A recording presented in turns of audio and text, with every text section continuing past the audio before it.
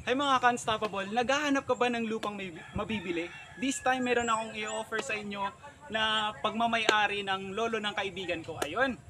So ayan, kung interested kayo, located siya at Zone 1 Pararaw Balatan, Camarines Sur. Ayun, kung nakikita nyo, dito na tayo sa mismong location. Dito mismo yung yung lupang mabibili nyo. Ayan, so ngayon, usapang titulo, may titulo ba yung lupa? Of course. Ano po siya?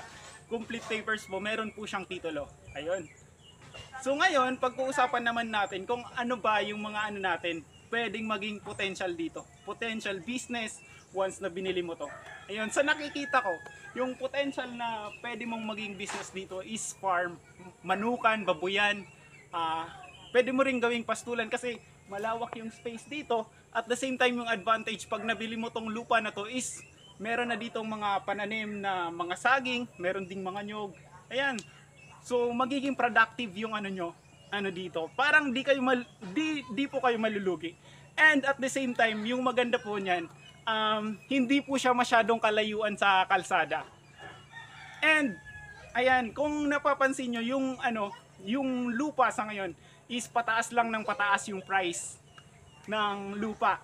So ayan, pag nabili nyo to in the future, maaaring tumaas yung presyo nitong lupa na to. Kasi nga itong Balatan is the summer capital of the Rinconada. Tama ba? So ayun. At the same time, hindi lang po pala to lupa yung in-offer ko. Kasi house and lot na po siya. Ayun. So ngayon, papasyal ko kayo dito sa na to. Kung sa ngayon nakikita nyo pa lang to. Pero kung gusto nyong makita yung bahay, ayun, tutor namin kayo. Pwede nating i-raid yung loob. At the same time, yung maganda sa bahay na mabibili nyo, na lang siya, ready to i-renovate nyo na lang siya. Ayun. So ayan, pasukin muna natin yung bahay at the same time, itutour natin yung lugar dito. Kung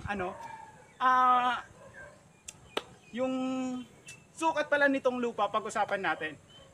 Yung sukat nitong lupa is 8,000 8,000 square meters. 8,000 square meter. Ayan, 8,000 square meter po siya. So, sana kikita ko, since nandito naman ako, malawak po siya. Ayan, so mamaya pag-usapan natin yung other potential business or na pwede nyong i-build dito. Ayun, so ayan, puntahan muna natin yung bahay. Ayun, let's go. So ayan guys, andito na tayo ngayon sa bahay. So ito pala yung kasama ng lupang mabibili nyo itong bahay. So at the same time, kung gusto nyo makita yung loob, ready na din natin para at least may idea kayo. Ready to renovate na lang po siya. So ayan, let's go, pasukin na natin siya.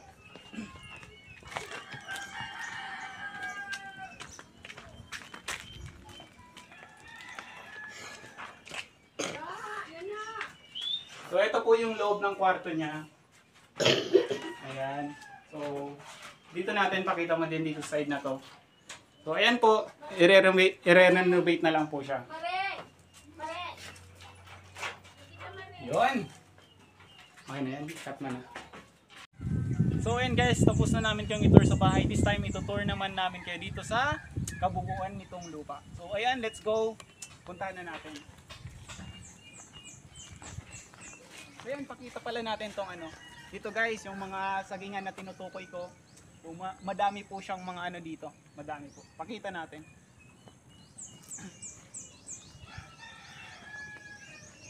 Ayan. Dito naman, sa nakikita nyo dito, kung mahilig naman kayo in terms of agriculture, pwede kayong mananim dito ng kahit mga pechay, mga talong. Ayan, nasa inyo na yon. So, ayan, dito din meron tayong mga nyog na ditong nakatanim. Dito pa ba to? Itong mga nyog na to. Ayan. Kasama po yan dito. Ayan, hanggang po yan dun sa dulo. Ayun. So, ayan.